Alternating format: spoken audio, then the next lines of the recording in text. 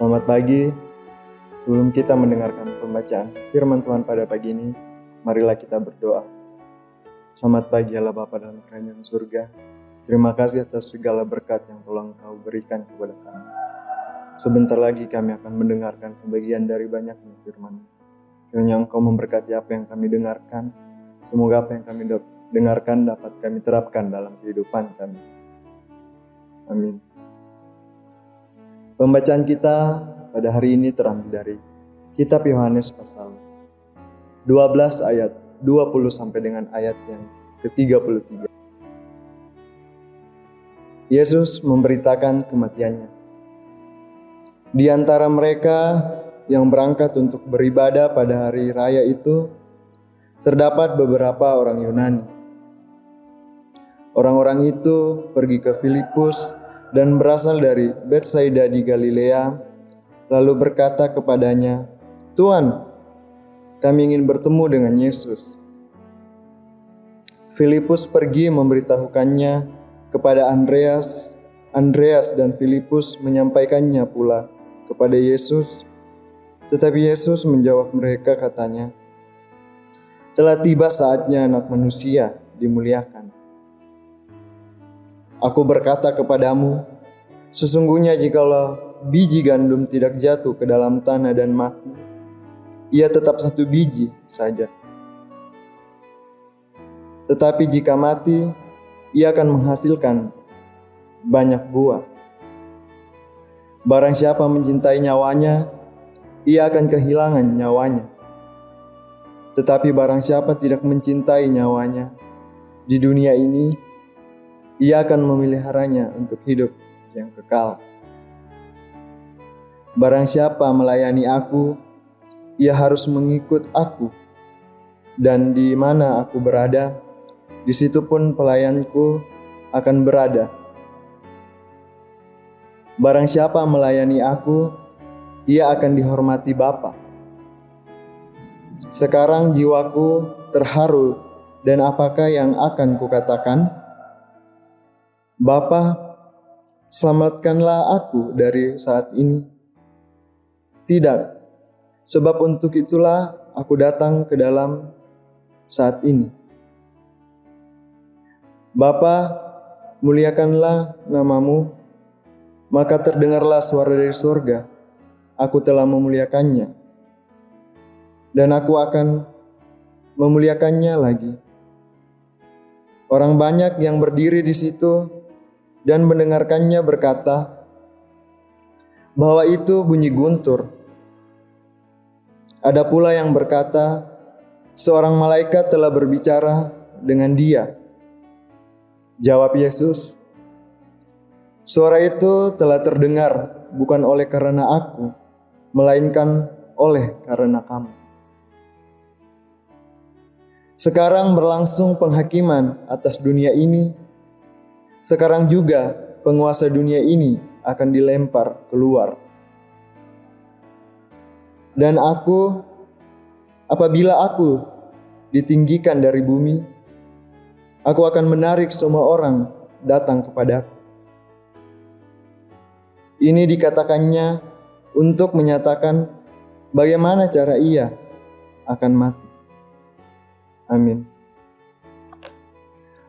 Sebelum kita mendengarkan perenungan pada saat ini, izinkan saya memperkenalkan diri. Nama saya Dion Firamnasolo,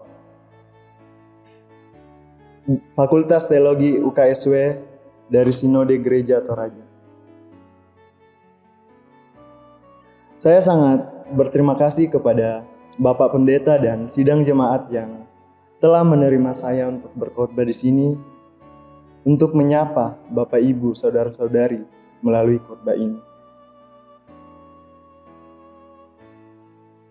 Bapak Ibu Saudara-saudari yang terkasih dalam Tuhan kita Yesus Kristus, berdasarkan bacaan kita tadi yang terambil dari Yohanes 12 ayat 20-33, dan oleh karena itu tema kita saat ini adalah kasih Allah melampaui penghukuman. Bapak Ibu Saudara-saudari, kita melihat khotbah yang berbicara tentang Allah melampaui penghukuman, maka pasti yang terlintas dalam pikiran kita sudah pasti Yesus bisa melaluinya. Karena Yesus adalah orang yang sangat luar biasa. Oleh karena itu, Yesus menjelaskan kepada orang banyak bahwa saat penderitaan dan penyaliban sudah tiba dan dia akan segera menghadapinya, itulah saat penghakiman atas dunia dan penguasanya yaitu iblis. Dengan Yesus ditinggikan, disalib kekuasaan setan dipatahkan. Dan dia akan menarik semua orang datang kepadanya. Yesus yang disalib itu memiliki daya kekuatan yang luar biasa untuk menggerakkan orang menjadi murid. Kata ini memiliki arti teologis yang sangat dalam pada Injil Yohanes. Saat apa? Saat dimuliakan. Dimuliakan oleh siapa? Mengapa dan bagaimana dimuliakan? Apakah karena Yesus sudah menjadi tokoh hebat karena melakukan hal yang hebat? Istilah dimuliakan menurut Injil Yohanes dalam bacaan ini agak bersifat paradoksal, memiliki arti yang tidak menyenangkan atau penuh gegap gempita. Yesus mengalami ketegangan yang luar biasa menghadapi saat yang akan datang itu. Sekarang jiwaku terharu, atau lebih tepatnya terguncang dan gelisah. Bapak, Ibu, saudara-saudari, kegelisahan Yesus ini dilukiskan oleh Injil Yohanes sebagai suatu dialog terbuka antara Yesus dan Bapa. Apa artinya? Dialog ini bukan suatu yang terang benderang dan gambling layaknya dialog antara manusia di tempat yang terbuka. Sebab di antara yang hadir ada yang mendengar bunyi seperti guntur dan yang lain seperti antara malaikat yang sedang berbicara dengan dia. Intinya ada sesuatu suara yang berasal dari luar dunia ini, berarti bunyi yang maknanya tidak jelas bagi mereka. Bapak, Ibu, saudara-saudari yang terkasih dalam Tuhan Yesus, melampaui berarti melewati penderitaan umat manusia. Di mana yang seharusnya manusia yang menanggung penderitaan itu. Karena dosa yang telah kita perbuat. Tetapi Allah mau menanggung itu. Tema kita hari ini juga menyadarkan kita betapa setianya Tuhan kepada manusia sehingga Ia mau mengorbankan nyawanya untuk manusia. Pertanyaannya adalah, sudahkah kita mengasihi manusia, mengasihi sesama kita? Sudahkah kita mengasihi Allah? Yesus memurnikan kehidupan baru bagi kita. Kehidupan baru yang begitu banyak untuk kita nikmati. Sudahkah kita dapat bersyukur atas anugerah yang Tuhan berikan? Bapak, Ibu, saudara-saudari, saat ini kita berpikir bahwa keadaan dunia dengan adanya COVID-19 ini, dengan bencana alam di mana-mana, banyak di antara kita yang harus kehilangan pekerjaan kita. Kita harus terpisah dari keluarga kita. Kita harus kehilangan keluarga kita. Kita mengeluh dengan keadaan yang saat ini.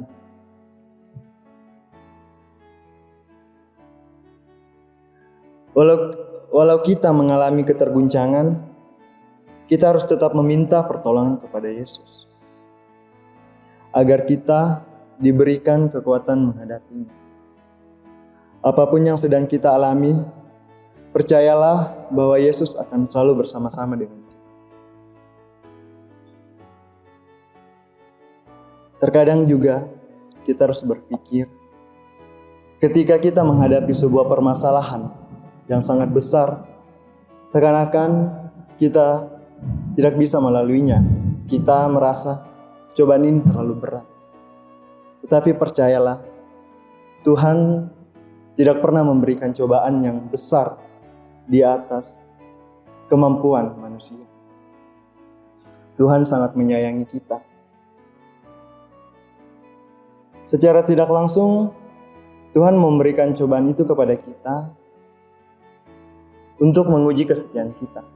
Karena terkadang kita sebagai manusia, kita berkata, saya mau setia kepada Yesus. Tetapi apa? Ketika kita menghadapi permasalahan saja, kita sudah menyerah. Kita mempertanyakan tentang Tuhan. Terkadang juga kita perlu mengoreksi diri kita. Jangan ketika kita hanya menginginkan sesuatu, baru kita mengingat Yesus. Dan ketika kita mendapatkan apa yang kita inginkan, seketika kita melupakannya. Maka dari itulah kita harus tetap berpegang teguh dalam pengharapan kepada Tuhan.